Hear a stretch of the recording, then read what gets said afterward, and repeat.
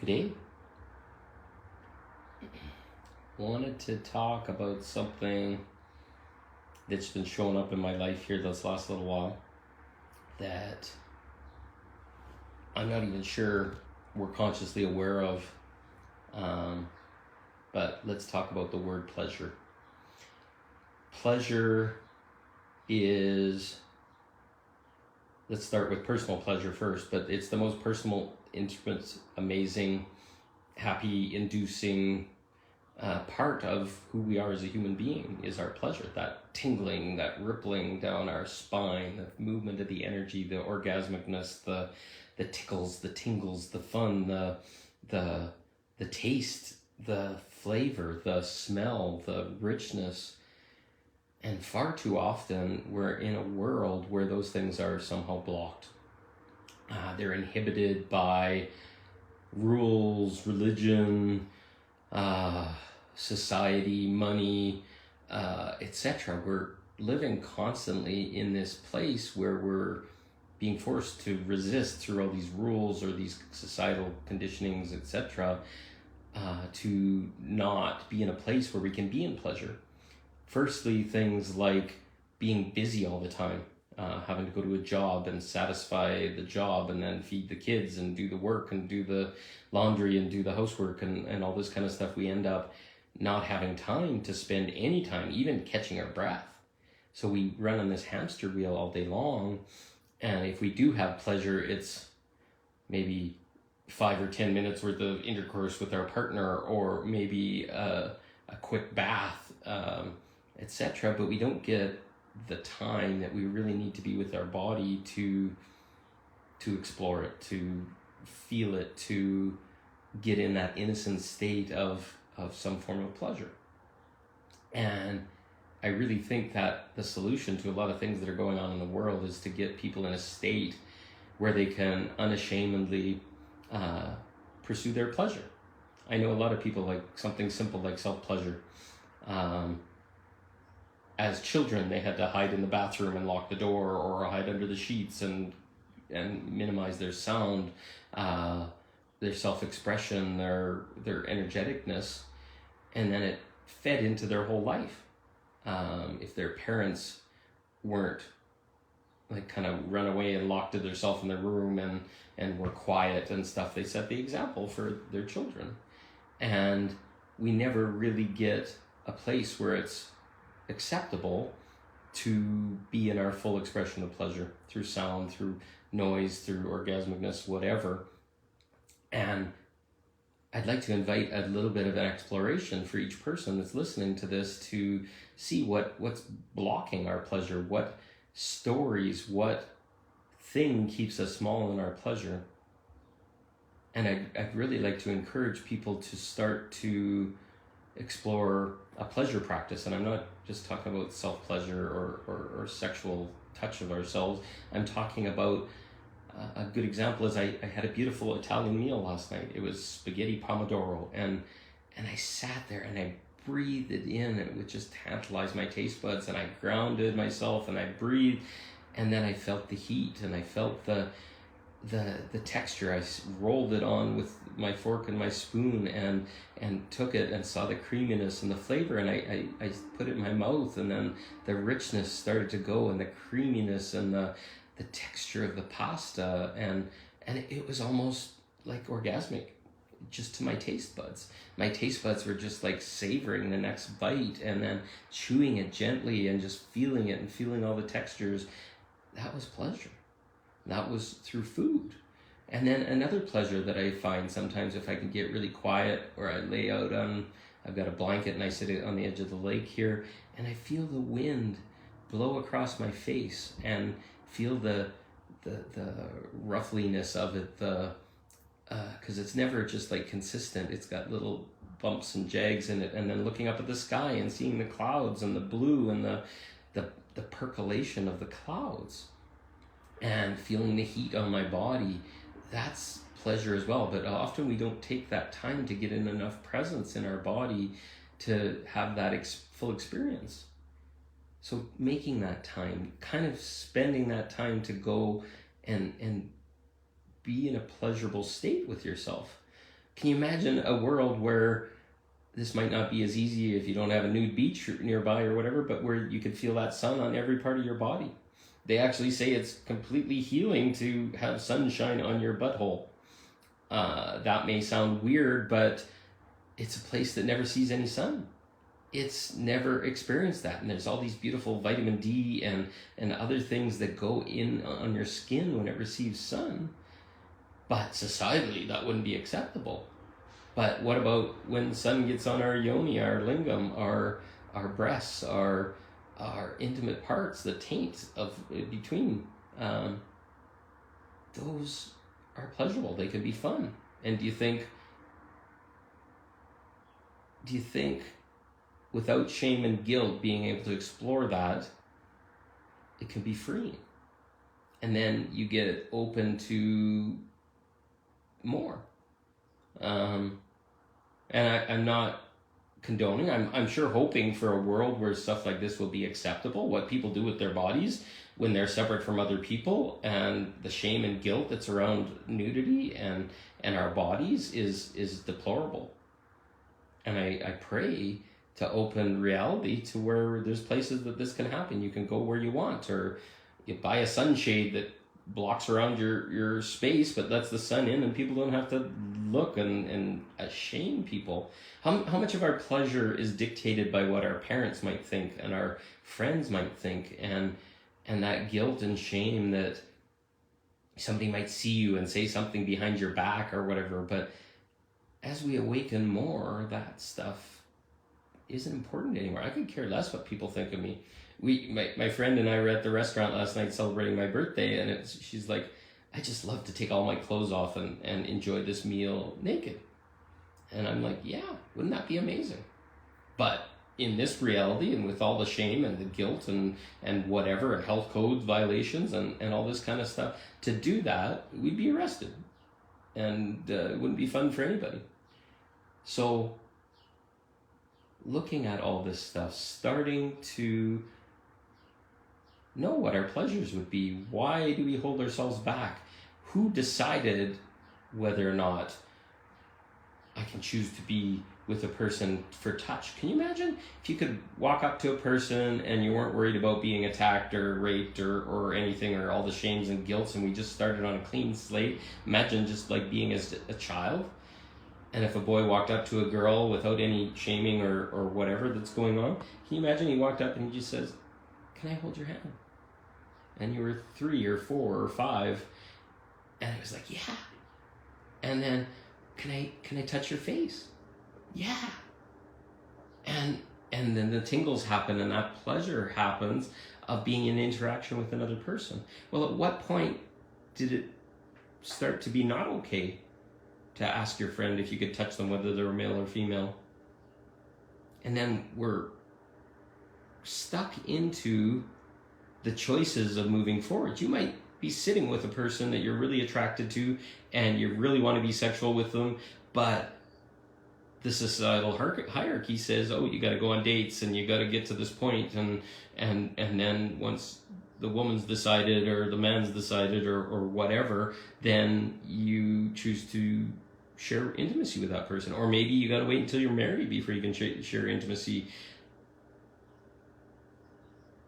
It's crazy how we hold ourselves back. We suppress our desire. We suppress our pleasure.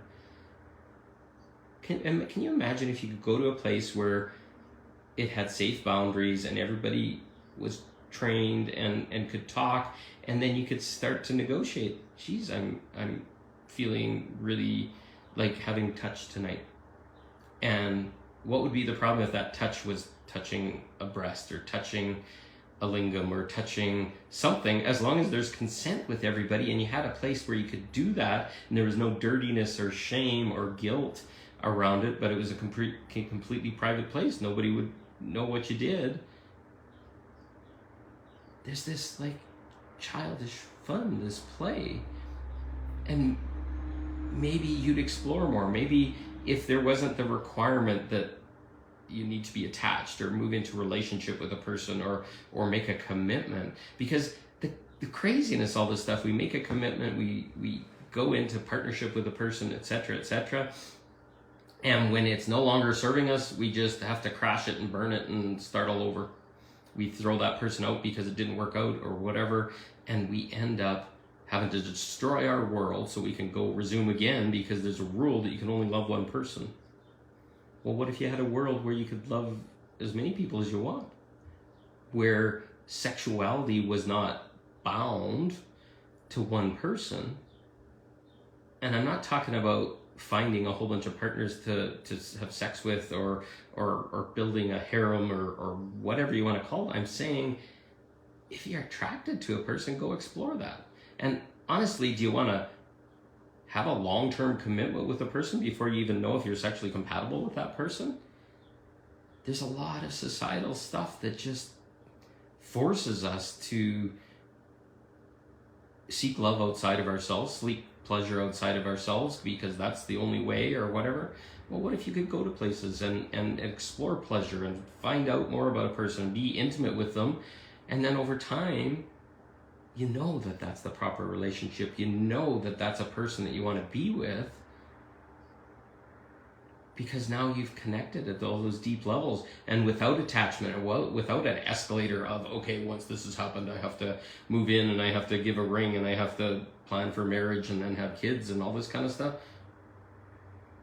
Anybody, women especially, are making new choices. They don't follow that hierarchy anymore, as do men, because it was overly constraining in a lot of ways. And people will talk about, okay, well, you're violating the sanctity of relationship and all this kind of stuff. Unconditional love does not mean you pick one person for the rest of your life and try and make it work. Unconditional love means you love everyone, everything equally, and whatever shames and guilts and bullshit and societal programming and beliefs that we want to insert in between us being able to provide love, or conditional love is really what all those things are, because they have to fit these brackets and look this way and other things. We die in it because we're pursuing unconditional love. We want, well, can you imagine the safety you had if you had 3 or 4 people that really loved you and they had 3 or 4 people that really loved them, and if things didn't work out, it wasn't like I have to lose my house and I have to take all my money out of the bank account and I have to split all my belongings and all this kind of stuff. What if we lived more independent? Or if we lived with a person, we didn't have to combine all our belongings and have the marital property or whatever. What if we just lived with that other person? And what if we let our partners, where we weren't in alignment in what we loved, we allowed another person to provide and fill that hole, and amazing things start to happen, because now we're being self-sufficient. We're not relying on another to feed us or fit a hole that they are not interested in filling. And then all of a sudden it's like, okay, if things don't work out with that person, maybe you're living with another person, or maybe you stayed independent the whole time and you just come together for weekends and for your pleasure, or maybe you got your own kids and you really don't want a father figure or mother figure filling that role or whatever. You just want to have a partner that you can share time with, and you share time with your kids and your family separately. Or maybe that's something that's earned over time because there's a really vulnerability and trust there. So if we have multiple people in our life that can meet us in all our ways, like if we got a overactive sex drive and our partner wants it a couple times a week and you want it every day, well, what would be wrong with pursuing that with somebody else? If we took STDs and all this shame and guilt out of the picture or whatever, and we made ourselves responsible for finding people that filled us and met us, there'd be so much less conflict in a relationship, so much like isolating ourselves or shrinking ourselves because our partner doesn't want the same things we do. Well, okay, great, that's fine. We're independent people. Honestly, in my experience, the best partners aren't the ones that are so much like us. The best partners are the ones that are way less or way different than us, way less common to us. It creates excitement, it creates change. And if we have a couple different people in our lives that do that, then great. It's magical. And you lose nothing. And I realize that there's a lot of people out there that this goes against their beliefs. I've had a lot of experience in this area, and I'm going to tell you, there's absolutely no shame and guilt in unconditional love. And I'm so fucking tired of having people be scared of it and try and shame me for that belief. If you don't agree with it, then don't come listen to me. But I'm going to tell you, in the long run, conditional love is so full of pitfalls and so full of bullshit. And I'm talking conditional love as marriage, traditional partnership, relationships, monogamy. They're all conditions. It's like, I'm only going to love you unless you have one partner. I'm only going to love you unless you keep me safe. I'm only going to love you and blah, blah, blah, blah. It feels disgusting. I love you because who you are. And I'm not going to shame you and guilt you because you have attractions to other people and it means nothing against you or whatever. It's beautiful when we can allow more than one. How many women are happy with a man that has a whole bunch of, as their partner, that has a whole bunch of female friends? And it alienates them. It makes them look at their jealousy and the stuff that's inside them that's maybe not healed. Honestly, if you go and explore that space and get pushed a little bit and nudged and have good communication with that person or whatever, you're going to heal and change, and it's going to make them heal and change too. It's all part of the whole process of relating, of connecting with another. So open your pleasure a little bit. Open to possibility.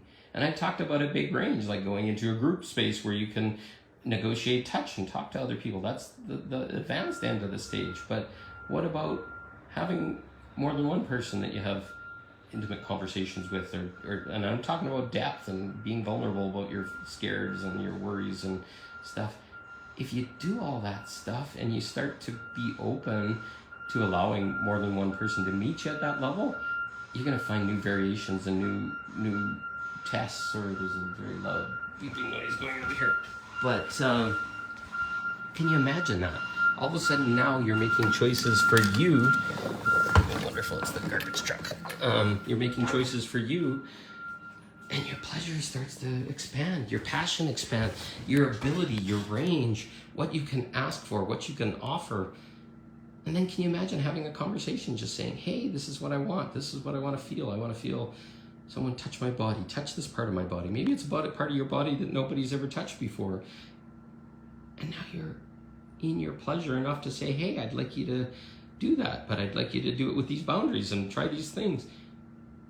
What I really want to do is create a space where people that are opening to this can go into, and they get trained and they get taught about boundaries and following agreements and yeses and nos and testing yourself to see if you can say your yeses and nos until you can get to a point where you can go into really interesting situations which line up with life. I'm just saying this is a controlled like boxing ring or playground or whatever, where you can go in and start asking, hey, I'd like to explore this, but I'm going to tell you right now, I've got some traumas around that and I may huddle up in the middle, or I may stop connecting or whatever. Can you hold space for me? Can we talk when it shows up?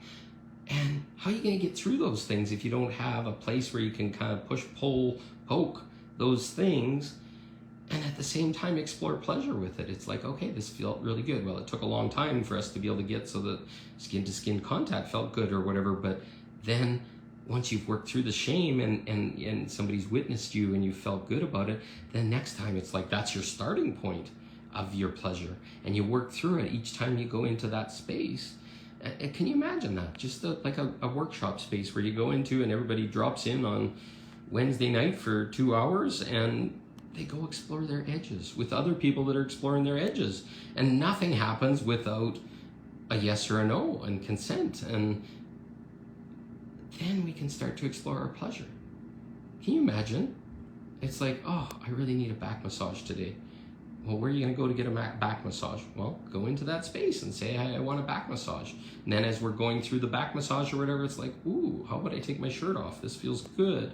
Can you massage my front now? Or something like just going into the space, seeing it fluidly, not trying to pressure anything, not trying to anything, and then it creates this playground of pleasure. And pleasure isn't screaming mad orgasms. Pleasure is tingling. Pleasure is touch. Pleasure is a discussion, like eye-gazing, of whatever. Where do you go to get these things? Where's the space that you can do that? And I'd love to create that space. I've been shot down so many times when I tried to create it in the past, but I'd love if people want to create that space. We can even do it on Zoom or some other tool, but I'd love to create that container. And I've got the tools. I can teach the tools. I can share that with people. I love to even create that container with other people, creating exploration one-on-one with people so that they can find their boundaries and call it like a healing space or whatever, where it's like, hey, I want to explore that. I want to go to that touch, but I don't want to have other people in the room or whatever. I love that. I want to do that. I want to have people that come in that want that too. So I'm gonna have to go. I got a phone call coming in, but I was pretty well finished. So I love you lots, and keep trying to find that pleasure. Talk to you soon. Bye. Love you all.